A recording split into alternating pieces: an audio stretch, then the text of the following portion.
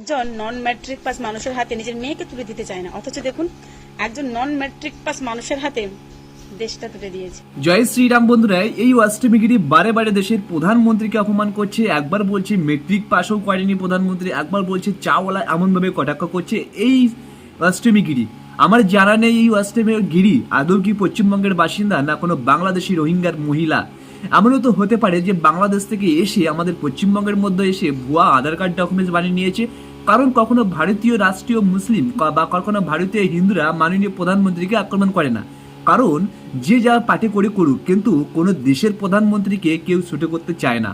তবে এই অষ্টমীগিরি বারে বারে দেশের প্রধানমন্ত্রীকে ছোট করছে, মাননীয় প্রধানমন্ত্রীকে। এবার তোমরা বলো এর শিক্ষাগত যোগ্যতা কি রয়েছে? একে দেখে কি মনে হয় এ কি সত্যি আদৌ শিক্ষিত, না মূর্খর মতো ভিডিও বানায়? আর তোমরা সাধারণ হিন্দু এবং মুসলিমরা সবাই গিয়ে তার কমেন্ট বক্সে লাইক কমেন্ট করো, আর এই লোভে সে এরকম ধরনের খারাপ খারাপ মন্তব্য ভিডিও বানায়। তোমরা কি জানো এই মেয়েটার মধ্যে আদৌ কোনো শিক্ষাগত জ্ঞান নেই, প্রধানমন্ত্রী সম্পর্কে তার কোনো ধারণা নেই? তোমরা শুধু লাইক কমেন্ট করে যাও, আর তাই এই মেয়েটা লাইক কমেন্ট এবং ভিউর জন্য এমন ধরনের বাজে মন্তব্য করছে।